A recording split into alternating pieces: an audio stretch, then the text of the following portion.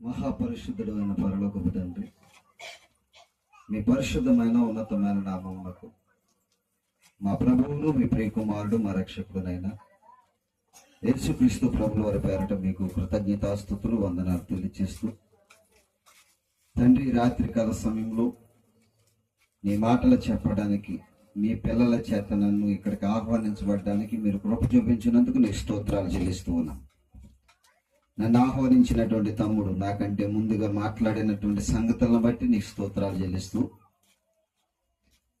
ఆశతో ఆసక్తితో నీ మాటలు వినాలని వచ్చినటువంటి నీ పిల్లలందరినీ నీ మాటల చేత తృప్తిపరిచి పంపించమని ప్రార్థిస్తూ, తండ్రి రెండవదిగా నిలబడిన మీ దాసుడైన నాకు సంయోచితమైనటువంటి జ్ఞానమును, పరిశుద్ధాత్మ దేవుని ప్రేరణను, మీ మాటలు చెప్పగలిగినటువంటి సామర్థ్యమును నాకు దయచేసి నాకు తోడుగా ఉండి నాలో ఉండి మీరే మాట్లాడమని, అనేక హృదయాలను తెరవబడగలిగినటువంటి సంగతులు నా నోట నుంచి మీరు బయలుపరచమని యేసుక్రీస్తు ప్రభుల వారి పేరట విన్నమించుకుంటూ ప్రార్థన అడిగి వేడుకొనిచున్నాము తండ్రి, ఆమేన్. మంచిది. ప్రభునందు ప్రియమైన దేవుని వారలారా, మొదటిగా తన సేవా పరిచర్యలో నన్ను నడిపిస్తున్నటువంటి తండ్రి అయిన దేవునికి యేసుక్రీస్తు ప్రభుల వారి పేరట నా హృదయపూర్వకమైనటువంటి వందనాలు, కృతజ్ఞతాస్తుతులు క్రీస్తు వారి పేరట తెలియజేస్తూ, నన్ను ఈ స్థలానికి ఆహ్వానించినటువంటి తమ్ముడు మరి దైవజనులు ధర్మరాజు గారికి, అలాగే వేదికను అలంకరించినటువంటి దైవజనులకు అందరికీ నా నిండు హృదయపూర్వకమైన వందనాలు. అలాగే దేవుని వాక్యాన్ని వినడానికి ఈ స్థలానికి వచ్చిన మీ అందరికీ కూడా నా నిండు హృదయపూర్వకమైన వందనాలు. మంచిది ప్రియులారా, ఓ టాపిక్ మాట్లాడుకుందాం ఈ రాత్రికాల సమయంలో. షార్ట్ కట్లో ముగించడానికి నేను ఇష్టపడుతున్నాను. మరి జాగ్రత్తగా వెళ్ళాలని ప్రభు పేరట మీకు మనం చేస్తున్నాను. లోకమునకు వచ్చిన నిజమైన వెలుగు ఏంటంటే, లోకమునకు వచ్చిన నిజమైన వెలుగు.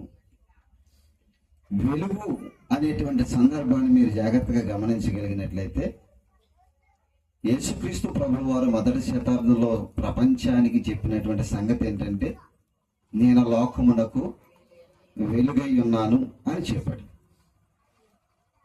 ఏంటి ఆ వెలుగు? వెలుగు యొక్క అవసరత లోకానికి ఏముంది?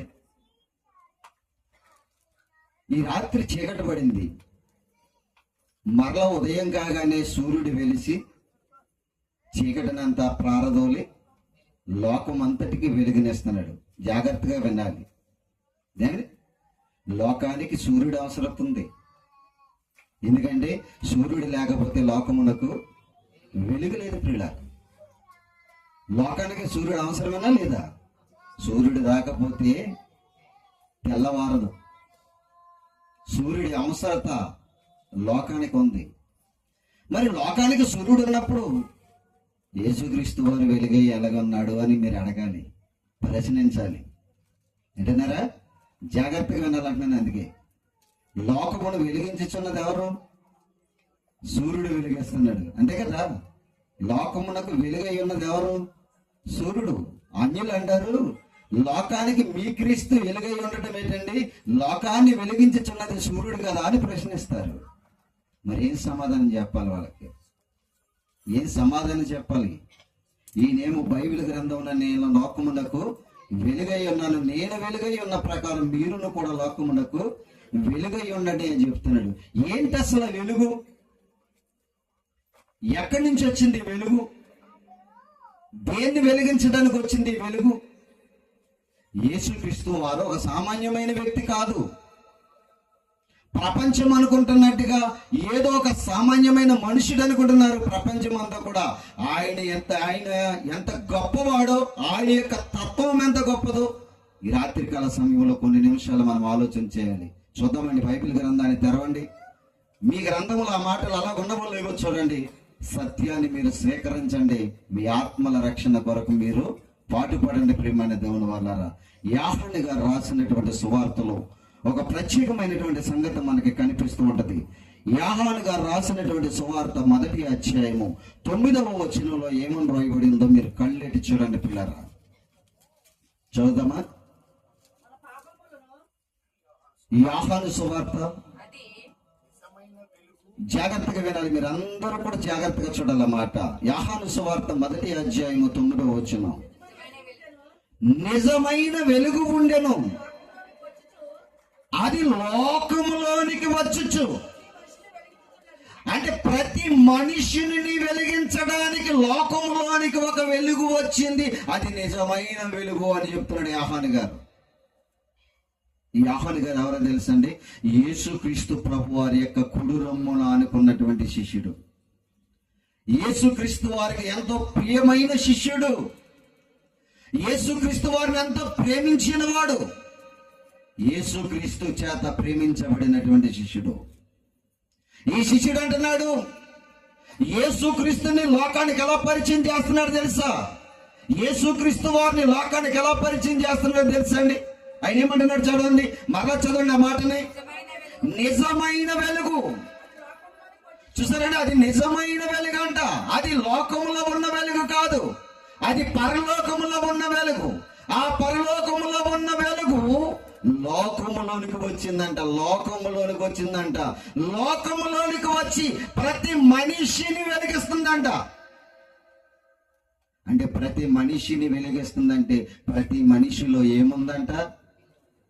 ఏముంది చూడండి. ఎఫెసీయులకు రాసినటువంటి పత్రిక అపోస్తలుడైనటువంటి పౌలు గారు ఏమని రాయబడి ఉందో చూడండి. 5వ అధ్యాయము, ఎఫెసీయులకు రాసినటువంటి పత్రిక 5వ అధ్యాయము 8వ వచనంలో ఏం రాయబడి ఉందో చూడండి. మీరు పూర్వమందు, అంటే అందరూ ఏమైపోయారు?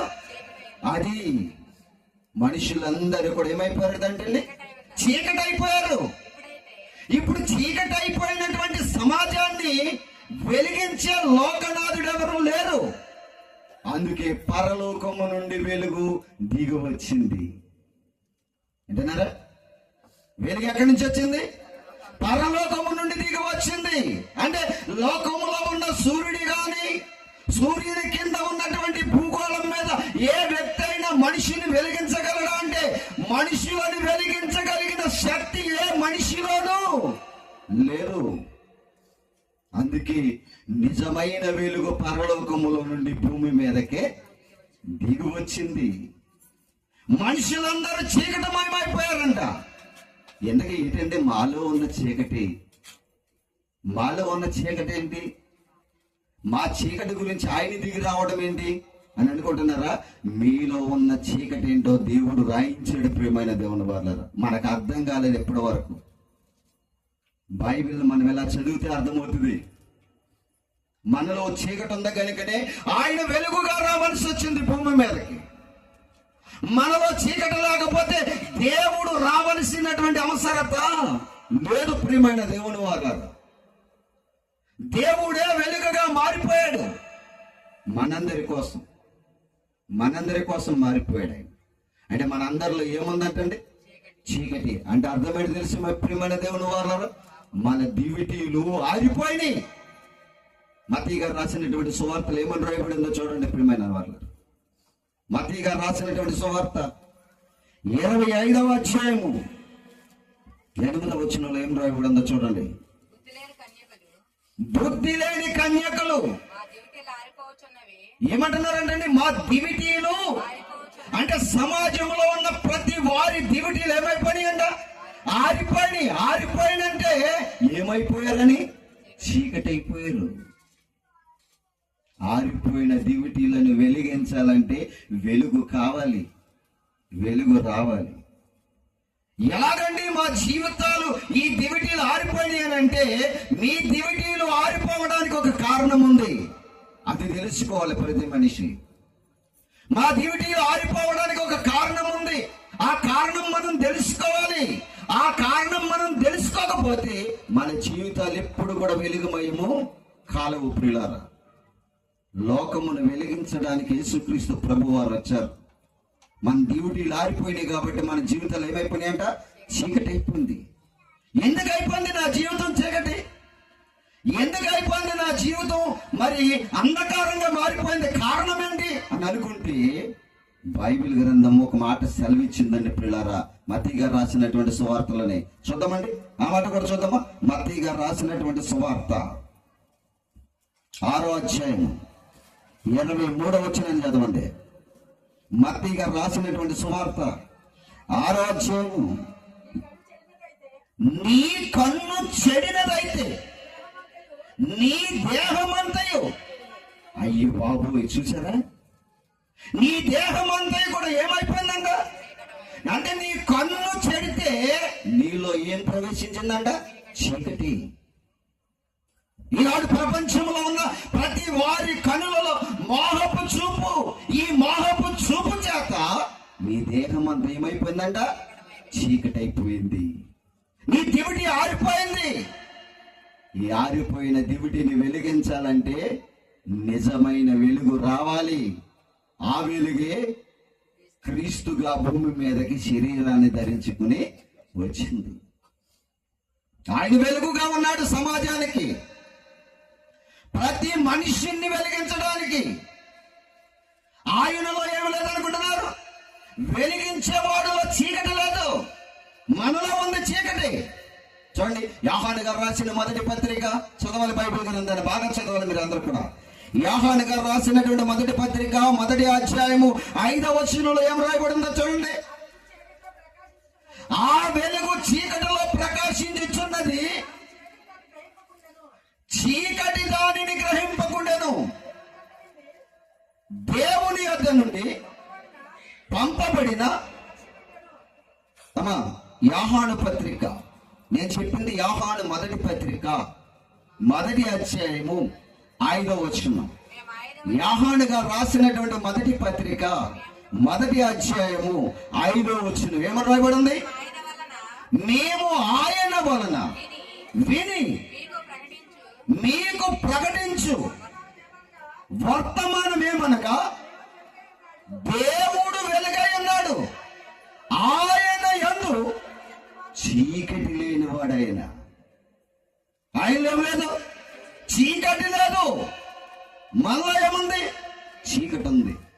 మనము చీకటి అయి ఉన్నాము, ఆయనలో చీకటి లేదు. బాగా గమనించాలి దేవుని వాక్యాన్ని. అందుకే చీకటి లేని వాడు వెలుగుగా వచ్చాడు. చీకటి జీవితాలను, ఆరిపోయిన దివిటీలను వెలిగించడానికి వచ్చాడు. ఈనాడు ప్రపంచంలో ప్రతి మనిషి కూడా దివిటి ఆరిపోయిన ప్రేమైన దేవుని వాళ్ళరా, ఆరిపోయిన దివిటీలు ఇవన్నీ కూడా. ఈ జీవితాలు వెలిగించబడాలంటే నిజమైన వెలుగుగా ఆయన భూమి మీదకి రంగ ప్రవేశం చేశాడు. ఆయనలో చీకటి ఎంత మాత్రాన కూడా లేదని చెప్తున్నాడు. మరి మనలో ఉన్న చీకటి ఏంటి? మనలో ఉన్న చీకటి ఏంటండి? ఏంటి చూస్తారా? అదే యోహాను పత్రిక చదువుదాం. 2వ అధ్యాయము 9వ వచనం. యోహాను పత్రిక 2వ అధ్యాయము. వెలుగులో ఉన్నామని చెప్పుకొనుచు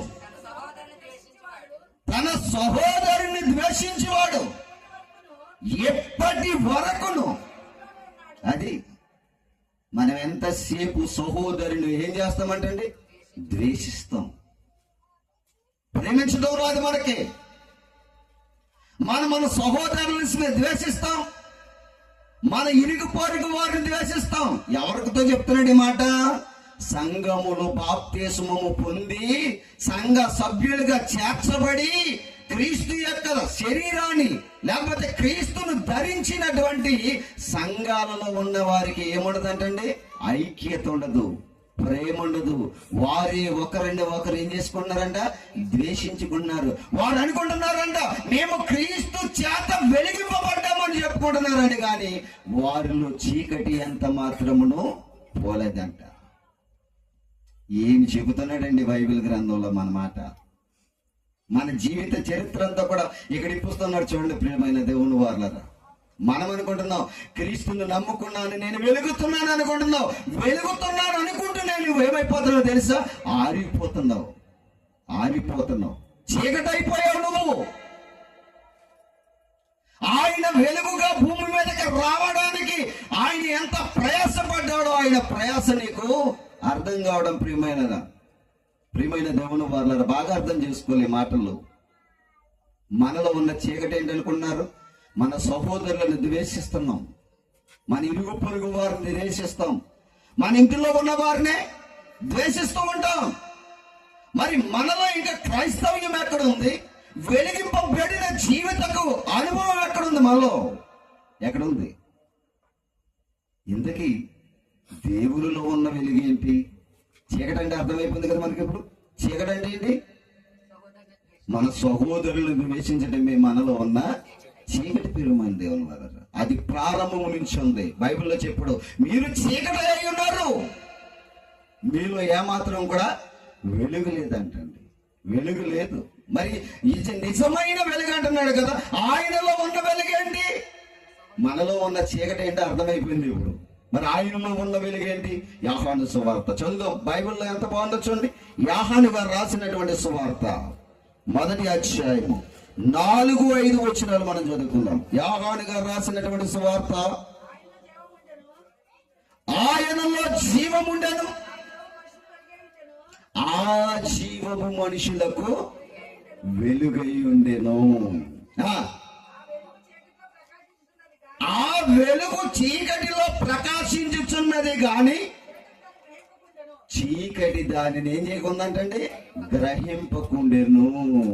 ఆయనలో ఏముందంట? ఆయనలో ఏముందంట? జీవం. ఆయనలో జీవం ప్రతి మనిషిని కూడా ఏం చేస్తుందంట? వెలిగిస్తుందంట. మరి ఆ జీవం నీలోనికి వచ్చిందా? ఆ జీవాన్ని మనం ఎప్పుడైనా పొందుకున్నామా? ఏంటి? ఆయనలో ఉన్న వెలుగు మనలోనికి రావాలనుకున్నాడు. మనలో ఉన్న చీకటి ప్రారంభడానికి యేసుక్రీస్తు ప్రభు వారి లోకానికి వచ్చాడు. వచ్చిన ఆయన ఏం చేశాడు తెలిసండి? పేతురు గారు రాసిన మొదటి పత్రిక 2వ అధ్యాయము 9వ వచనం చదవండి ప్రియమైన దేవుని వాళ్ళారా. పేతురు గారు రాసిన మొదటి పత్రిక 2వ అధ్యాయము 9వ వచనాన్ని చదవండి. ఏమని రాయబడదు చూడండి అక్కడ. అమ్మా, ఆశ్చర్యకరమైన చీకటిలో నుండి, పేతురు గారు రాసిన మొదటి పత్రిక 2వ అధ్యాయము 9వ వచనం చదవండి అమ్మా. అయితే మీరు చీకటిలో నుండి ఆశ్చర్యకరమైన తన వెలుగులోనికి మిమ్ములను పిలిచిన వాని గుణాతిశయములను ప్రచురము చేయు నిమిత్తము మీరు ఏర్పరచబడిన వంశమును, రాజులైన యాజక సమూహమును, పరిశుద్ధ జనమును, దేవుని సొత్తైన ప్రజలునై ఉన్నారు అంటున్నాడు. చూడండి అక్కడ ఎక్కడి నుంచి ఎక్కడికి పిలిచేసాడంట? చీకటిలో నుండి వెలుగులోనికి పిలిచాడంట. వెలుగులోకి వచ్చినటువంటి వారి యొక్క స్టేటస్ ఏంటో చెప్తున్నాడు అక్కడ. మీరు పరిశుద్ధులు, మీరు నిర్దోషులు. ఎవరి చేత చేయబడ్డారు? క్రీస్తు చేత చేయబడ్డారు. క్రీస్తు చేత మీ జీవితాలు ఏం చేయబడ్డాయంట? వెలిగింపబడ్డాయి. అంతకు ముందు మనలో ఏమి లేదు? పరిశుద్ధత లేదు. అంతకు ముందు మనలో ఏమి లేదు? నీతి లేదు. మనలో పరిశుద్ధత లేదు, నీతి లేదు. పరిశుద్ధత, నీతి అనేటువంటిది మన జీవితాలలో లేనప్పుడు, మనమంతా చీకటమయమై ఉన్నప్పుడు యేసుక్రీస్తు అనేటువంటి జీవము మనలోనికి ప్రవేశించి మనల్ని ఏం చేసిందంట? వెలిగిస్తూ ఉంది. మరి ఈ వెలుగు ఆయన మనకిచ్చాడు. మన వెలుగు సమాజానికి మనము అందించాలి. ఎలాగ అందించాలి? మనలో నుంచి వెలుగు సమాజానికి ఎలాగ అందించాలి? ఎలాగ అందిస్తే అది అందిద్ది? ఆలోచించారు? యేసు ప్రభు వారు మనల్ని కూడా ఏం చేశాడమ్మా? వెలిగించారు. వెలిగించాడు కాబట్టి మనం అందరం కూడా ఆయన యొక్క నామ గుణాతిశయములను ఏం చేస్తున్నామంట? ప్రకటిస్తున్నాం. మరి ఆయనలో వెలుగు మనకు వచ్చింది. మనలో వెలుగు సమాజానికి వెళ్ళాలి కదా. వాళ్ళు వెలిగించబడాలంటే మనం ఏం చేయాలి? మనం ఏం చేస్తే వాళ్ళు వెలిగింపబడతారు? ఏంటి? ఏం చేస్తే వెలిగించబడతారు? సంఘాల్లోకి వెళ్ళి బైబిల్ ఎట్టుకుని వెళ్ళి కూర్చుని వస్తే సరిపోద్దా? మరి ఏం చేయాలి? సమాజాన్ని వెలిగించాలంటే ఒక కార్యక్రమం చెప్పాడు యేసుక్రీస్తు వారు. చదవమాట మత్తయి గారు రాసినటువంటి సువార్త 5వ అధ్యాయము చూడండి. ఏ కార్యక్రమం చేస్తే సమాజంలో ఉన్నవారు వెలిగింపబడతారని చెప్పాడు. చూద్దామా మాట. మత్తయి గారు రాసినటువంటి సువార్త 5వ అధ్యాయము 16వ వచనం చదవడమ్మా. మనుషులు మీ సత్క్రియలను చూచి పరలోకమందున్న మీ తండ్రిని మహిమపరిచినట్లు వారి ఎదుట మీ వెలుగు ప్రకాశింపనివ్వండి అన్నాడు. మీరు వెలిగించబడ్డారు. చీకటి మీలో నుంచి పోయింది. చీకటి మీలో నుంచి పోయినప్పుడు ఆయనలో వెలుగు మీలోనికి వచ్చినప్పుడు అనేక మంది మీ వెలుగును చూసి దేవుడిని మహిమపరచాలంటే వారి ఎదుట మీరు చేయవలసింది ఏంటో తెలుసా? సత్క్రియ. సత్క్రియ చేయాలి. సత్క్రియ చేసినప్పుడే అనేక మంది దేవుడిని మహిమపరుస్తారు. వారు కూడా వెలుగులోనికి వచ్చేస్తారు. మన దగ్గర సత్క్రియ లేనప్పుడు ఎదట వారిని వెలిగించమని, వెలిగింపబడండి మనం చెప్పడం న్యాయం అంటారా? మనం వెలుగుతూ ఉండాలి. వెలుగుతూ ఉండటం అంటే ఎదుట వ్యక్తిని మనం ప్రేమించడం నేర్చుకోవాలి, ద్వేషించడం కాదు.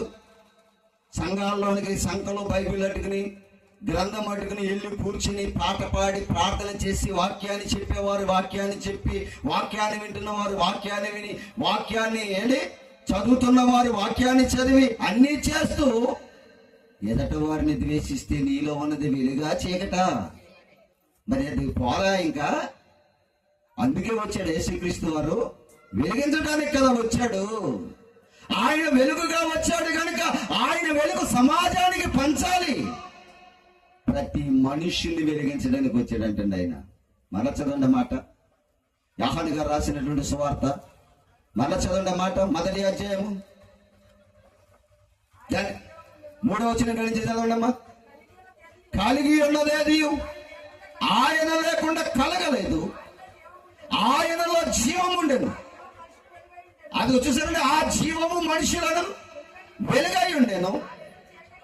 ఆ వెలుగు చీకటిలో ప్రకాశించుచున్నది గాని చీకటి దానిని ఏం చేయకుందంట? గ్రహింపటం లేదు. ఈనాడు సమాజం చాలా మంది ఏం చేయడం లేదంట?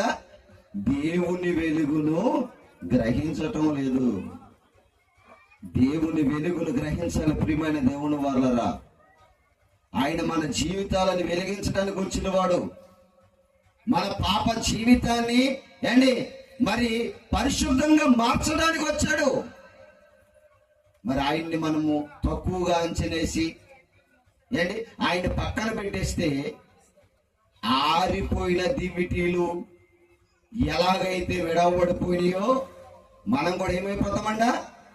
విడవబడిపోతాం.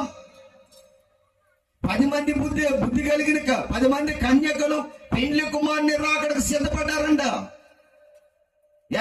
అందులో 5గురు బుద్ధి గలవారు, 5గురు బుద్ధి లేని వారు. బుద్ధి గలవారు దివిటీలను సిద్ధపరచుకున్నారంట, వెలుగుతూ ఉన్నాయి. 5గురు బుద్ధి లేని కన్యకల యొక్క దివిటీలు ఏమైపోతున్నాయంట? మనం అందరం కూడా సిద్ధపడిపోతున్నాం అనుకున్నాం. ఆరిపోయిందో వెలుగుతుందో మీరు జ్ఞాపకం చేసుకోవాలి. ఇప్పుడు దివిటి ఆరిపోతే పరలోకానికి వెళ్ళలేం. దివిటి వెలగాలి. దివిటి వెలగాలనంటే మనలోనికి జీవం ప్రవేశించాలి. జీవం ఎలా ప్రవేశిస్తుంది? ఆ జీవం మనలోనికి ఎలా ప్రవేశిస్తుంది? పేతురు గారు రాసిన 2వ పత్రిక, నాకు తమ్ముడు చెప్పాడు కదా, పేతురు గారు రాసిన 2వ పత్రిక 2వ అధ్యాయము 19వ వచనమా? పేతురు గారు రాసిన 2వ పత్రిక 1వ అధ్యాయం 19వ వచనం చదవండి మాట. మరియు ఇంతకంటే స్థిరమైన ప్రవచన వాక్యం మనకున్నది, తెల్లవారు వేకువ చుక్క మీ హృదయములలో ఉదయించు వరకు ఆ వాక్యము అంటున్నాడు. చూడండి, ఆ వాక్యము చీకటి గల చోటను వెలిగించినట్టు దీపము ఉన్నది అంటున్నాడు. చూడండి, ఏమిచ్చినట్టు? వెలిగించినట్టు దీపమైనట్లుందంట. ఏంటి ఈ వాక్యం అని అంటే, ఆది యందు వాక్యం ఉండెను, వాక్యము దేవుని యొద్ద ఉండెను, వాక్యమే ఆ దేవుడే శరీరధారిగా భూమి మీదకి వచ్చి నిజమైన వెలుగుగా మారి అందరిలో ఉన్న చీకటిని ఏం చేశాడంట? పారదోలాడంట. మన జీవితాలను వెలిగించడానికి యేసుక్రీస్తు వారు వచ్చాడు. నీ డ్యూటీని ఆర్పేసుకుంటావో వెలిగించుకుంటావో అది ఎవరి చేతిలో ఉంది? మన చేతుల్లో ఉంది. డ్యూటీ ఎలా వెలిగిద్దని చెప్పాడు? ఓ దీపం ఆరిపోతే మనం ఏం తీసుకొస్తాం? ఏం తీసుకొస్తామండి? అగ్ని ఉంటే అగ్ని చేత దీపం ఏం చేయబడుతుంది? వెలిగించబడుతుంది. యేసుక్రీస్తు వారు దహించు అగ్ని. ఏంటండి ఆయన? దహించు అగ్ని. ఆ దహించు అగ్నియే ఆరిపోయిన దివిటీని వెలిగించడానికి వచ్చినటువంటి అగ్నిగా మారిపోయాడు, వెలుగుగా మారిపోయాడు. బాగా గమనించాలి. మనమందరం కూడా మన దివిటీలను వెలిగించుకోవాలి. ప్రియమైన దేవుని వల్లరా మర్చిపోయాం. సమాజం అంతా కూడా మనం అందరం కూడా యేసుక్రీస్తు అంటే చాలా నిర్లక్ష్యం చేస్తున్నాం. ఆయన రక్షకుడిగా రావడానికి భూమి మీదకి రావడానికి గల కారణాలు ఏంటనుకుంటున్నారు? మనమందరం కూడా నశించిపోవటం దేవునికి ఇష్టం లేదు. ప్రియమైన దేవుని వల్ల నిజమైన వెలుగు ఆయనలో ఉందంట. అది ఏం చేస్తుందంటండి? ప్రతి మనుషుని కూడా ఏం చేస్తుందంట? వెలిగిస్తుందంట. ఎవరైతే ఆయన స్వీకరిస్తారో, ఎవరైతే ఆయన ఆహ్వానిస్తారో వారందరినీ కూడా ఏం చేస్తాడంటండి? వెలిగిస్తాడంట. బైబిల్లో ఒక అద్భుతమైన మాట రాయబడింది. ఏంటనంటే, నరుని ఆత్మ చెప్పాలి యెహోవా పెట్టిన దీపం. మనలో ఆరిపోయింది ఏంటనుకుంటున్నారు? ఆత్మదీపం ఆరిపోయింది. ఆత్మదీపాన్ని వెలిగించాలంటే దేవుని వాళ్ళని తప్ప ఏ మనుషుడు దాన్ని వెలిగించడు. ఆ దీపాన్ని ఈ ఆరిపేసినటువంటి ఆ దీపాన్ని వెలిగించడానికి యేసుక్రీస్తు వారు భూమి మీదకి రావలసి వచ్చింది. మనలో ఉన్న ఆత్మ దేవుని శక్తిలో నుంచి వచ్చింది. ఆయనలో నుంచి వచ్చిన ఆత్మ నువ్వేం చేసావు? నీ కన్ను చెడిపోయి శరీరాన్ని అంతటా చీకటమయం చేసేసి లోపడున్న ఆత్మని ఏం చేసేసాడంట? ఆర్పేశారు. ఈ ఆర్పేసిన దీపాన్ని మరలా తన వాక్యము చేత వెలిగించడానికి భూమి మీదకి దేవుని కుమారుడు రావలసి వచ్చింది. అదే బైబిల్ చెప్తుంది, ఆయనలో జీవం ఉండెను, ఆ జీవము మనుషులకు వెలుగై ఉండెను, ఆ వెలుగు చీకటిలో సంచరించుచున్నది, కానీ చీకటి దాన్ని గ్రహింపకున్నది. పాపములో ఉన్నవారు ఆ వెలుగును స్వీకరించలేరు. దాన్ని విడిచి వస్తే నీ జీవితానికి ఒక పరమార్థం దొరికింది. ఆ వెలుగును నువ్వు స్వీకరించకపోతే నీ జీవితానికి నాశనమే. అంధకార లోకంలోనికి వెళ్ళిపోతావు. అది ఏమైనా లోకం అంటే తెలుసండి?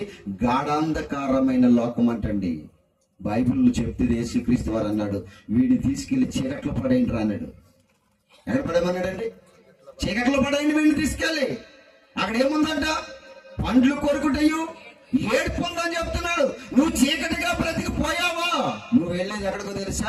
చీకటి గల స్థలానికి వెళ్ళిపోతావు. వెలిగించబడ్డావా? మహాలోకంలో వెలుగు కలిగినటువంటి లోకానికి వెళ్ళిపోతావు. ఆ వెలుగు కలిగిన లోకానికి నువ్వు వెళ్ళాలని ప్రేమించి నిన్నేం చేశాడు తెలుసండి? భూమి మీద వెలిగించడానికి యేసుక్రీస్తు వారు భూమి మీదకి రావడం జరిగింది. ప్రియమైన దేవుని వల్ల వెలిగించబడతావా? చీకటిలో ఉండే నరకానికి పోతారా? జాగ్రత్తగా ఆలోచించుకోండి. రాత్రికాల సమయంలో మరి చాలా సమయం అయింది, లేకపోతే ఇంకా చాలా సంగతులు మీకు చెప్పాలనుకున్నాను, కానీ మరి సమయం చాలా ఎక్కువైపోయింది. ఎంత అయిందండి? చాలా సమయం అయిపోయింది. మరి ఇంకా చాలా సంగతులు చెప్పవలసిన ఉన్నవి. మరి దయతో మరి చెప్పలేకపోతున్నందుకు దేవుణ్ణి క్షమించాలని కోరుకుంటున్నాను.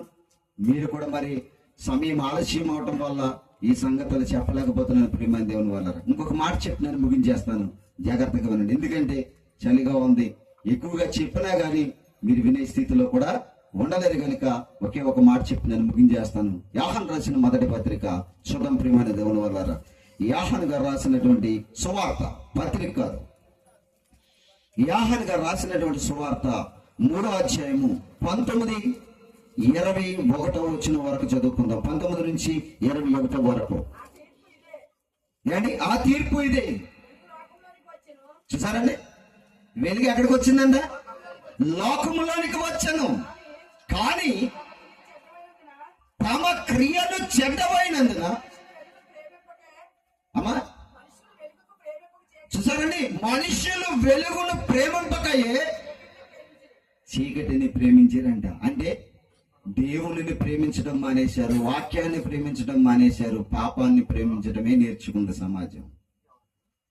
చూసారండి, అందుకని దేవుడు అంటున్నాడు, మీ క్రియలన్నీ కూడా ఎలాంటివంట? చెడ్డవి. చీకట్లో ఉన్నారు మీరు. ఆ క్రియలు మీకు ఎందుకు చూపించాను మత్తయి సువార్తలో? సత్క్రియలు చేయాలి.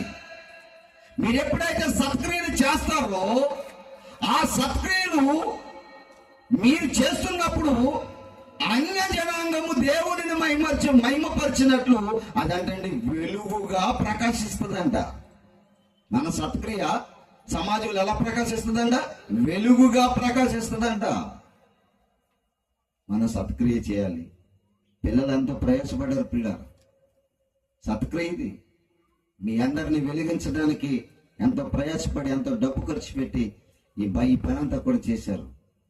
ఎన్ని దినాల ప్రయాస ఉంటుందో తెలుసా? దీని వెనకాల ఇంత కార్యక్రమం చేయాలంటే ఎంత డబ్బు ఖర్చు అవుతుందో తెలుసండి. ఒక దేవుని పని చేయాలంటే చాలా ప్రయాస ఉంటుందండి. మేమందరం కూడా అలా ప్రయాసపడుతూ దేవుని పరిచర్య చేస్తున్నాం. ఇదంతా కూడా ఎందుకు తెలుసా? ఒక్క డ్యూటీనైనా వెలిగించాలి. ఒక డ్యూటీ వెలిగిందంటే ఏంటి, పరలోకములో దేవుడు ఏం చేయబడతాడంట? అబ్బా ఆనందించేస్తాడు. నేను వెలుగుగా వెళ్ళినందుకు ఒకడు వెలిగించబడ్డాడని దేవుని కుమారుడు, దేవుని అంటే తండ్రి అయిన దేవుడు కూడా ఏం చేస్తారంట? ఆనందిస్తూ ఉంటారంటండి. వాక్యం మీలో పుడితే మీ ఆత్మీయ జీవితం ఏం చేస్తుందంట? వెలిగించబడుతుంది. వాక్యమే ఆత్మను వెలిగించగలిగిన శక్తివంతమైంది. మీరు చదువుకున్నారు, నరుని ఆత్మ యెహోవా పెట్టిన దీపం ప్రియమైన దేవుని వాళ్ళరా. ఆ దీపం ఆరిపోయింది కాబట్టి దేవునికి ఆవేదన కలిగింది. ఆవేదన కలిగింది కాబట్టి వారిని ఎలాగ వెలిగించాలనుకున్నాడు. వెలిగించడానికి వాక్యం శరీరాన్ని దాల్చుకుని భూమి మీదకి వచ్చింది. ఆ వెలుగు వెలిగించాడు, వెళ్ళిపోయాడు. మరలా ఈ వాక్యం నీ హృదయంలోనికి వస్తే నీ ఆత్మ, నీ వాక్యం ఏం చేస్తుందంట? వేకువ చుక్క వెలిగించి లోకంలో అనేక మందికి వెలుగుగా ప్రకాశిస్తుందంట. అట్టి కృపదేవుడు మీ అందరికీ దయచేయాలని ఈ అవకాశం నాకు ఇచ్చినటువంటి తమ్ముడికి, అధ్యక్షుల వారికి, మీకు నా నిండు హృదయపూర్వకమైన వందనాలు తెలియజేసుకుంటున్నాను. All of you, God bless you.